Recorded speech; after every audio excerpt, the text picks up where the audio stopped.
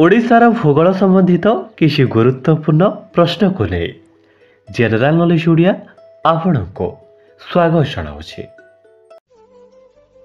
आज प्रथम प्रश्न, भारतर उभय केन्द्रशासित अंचल और राज्य मानकर आयतन दृष्टि ओडिशार स्थान केउठी? उत्तर अष्टम।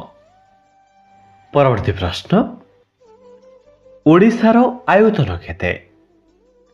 उत्तर 1,55,707 वर्ग किलोमीटर। परवर्ती प्रश्न, ओडिशार सीमारेखा केउ मसीहारे निर्धारित करागला?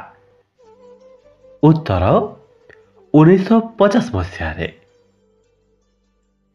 ओडिशार हाराहारी वार्षिक वृष्टिपात परिमाण केते?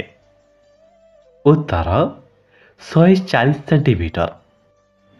परवर्ती प्रश्न, 2011 जनगणना अनुसार ओडिशार लोक संख्या केते? उत्तर 4,19,74,218 जन।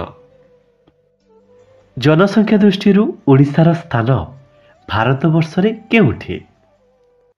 उत्तर 11। परवर्ती प्रश्न, ओडिशार मोट जंगलर आयतन केते? उत्तर 58,136 वर्ग किलोमीटर। परवर्ती प्रश्न, वर्तमान ओडिशार ग्राम संख्या केते? उत्तर 53,845। वर्तमान ओडिशार ग्राम पंचायत संख्या केते? उत्तर 6,798। परवर्ती प्रश्न, वर्तमान ओडिशार ब्लॉक संख्या केते? उत्तर 314। परवर्ती प्रश्न, वर्तमान ओडिशार जिला संख्या केते? उत्तर 30। परवर्ती प्रश्न, आयतन रे ओडिशार सबुठु बड़ जिला किए? उत्तर मयूरभंज। मयूरभंजर आयतन केते? उत्तर 10,418 वर्ग किलोमीटर। परवर्ती प्रश्न, आयतन रे ओडिशार सबुठु छोट जिला किए? उत्तर जगतसिंहपुर। जगतसिंहपुर आयतन केते? उत्तर 1,759 वर्ग किलोमीटर। परवर्ती प्रश्न, वर्तमान ओडिशार शिक्षार हार केते? उत्तर 72.87%। परवर्ती प्रश्न, ओडिशार सबुठु शिक्षित जिला किए? उत्तर खोर्धा। खोर्धा जिलार शिक्षार हार केते? उत्तर 86.88%। परवर्ती प्रश्न, ओडिशार केउ जिलार शिक्षार हार सबुठु कम? उत्तर नवरंगपुर। नवरंगपुर जिले में शिक्षार हार केते? उत्तर 46.43%। परवर्ती प्रश्न, ओडिशा देई जाइथिबा रेलपथर नाम कौन? उत्तर पूर्वतट रेलपथ। परवर्ती प्रश्न, ओडिशार दीर्घतम नदी किए? उत्तर महानदी। ओडिशा रे महानदीर दैर्घ्य केते? उत्तर 858 किलोमीटर। परवर्ती प्रश्न, ओडिशार बृहत्तम ह्रद किए? उत्तर चिलिका। चिलिका ह्रदर आयतन केते?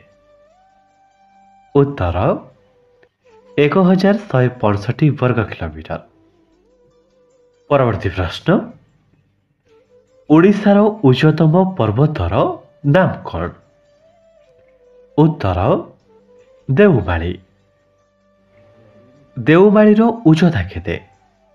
ଉତ୍ତର 1672 ମିଟର। ପରବର୍ତ୍ତୀ ପ୍ରଶ୍ନ ଓଡ଼ିଶାର ସର୍ବବୃହତ ଜଳପ୍ରପାତର ନାମ କ'ଣ? ଉତ୍ତର ଡୁଡୁମା। ପରବର୍ତ୍ତୀ ପ୍ରଶ୍ନ ଓଡ଼ିଶାର ସର୍ବବୃହତ ନଦୀବନ୍ଧ କିଏ? ଉତ୍ତର ହୀରାକୁଦ। ହୀରାକୁଦର ଲମ୍ବ କେତେ? ଉତ୍ତର 4.8 କିଲୋମିଟର। ପରବର୍ତ୍ତୀ ପ୍ରଶ୍ନ ଓଡ଼ିଶାର କେଉଁଠାରେ ନୌଚାଳନା ତାଲିମ କେନ୍ଦ୍ର ରହିଛି? ଉତ୍ତର ଚିଲିକାରେ। ପରବର୍ତ୍ତୀ ପ୍ରଶ୍ନ ଓଡ଼ିଶାର କେଉଁଠାରେ ହାତୀ ଅଭୟାରଣ୍ୟ ଅବସ୍ଥିତ? ଉତ୍ତର ଚନ୍ଦକା।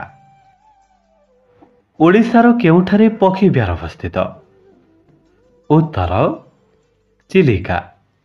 ପରବର୍ତ୍ତୀ ପ୍ରଶ୍ନ ଓଡ଼ିଶାର କେଉଁଠାରେ କୁମ୍ଭୀର ସଂରକ୍ଷଣ ଯୋଜନା କରାଯାଇଛି? ଉତ୍ତର ଭିତରକନିକା।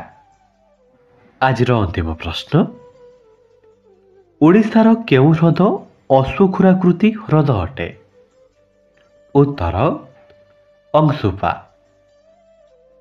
ଆଶା କରୁଛି ଆମେ ଆଲୋଚନା କରିଥିବା 35ଟି ଯାକ ପ୍ରଶ୍ନ ଆପଣଙ୍କୁ ଉପଯୋଗୀ ଲାଗିଥିବ।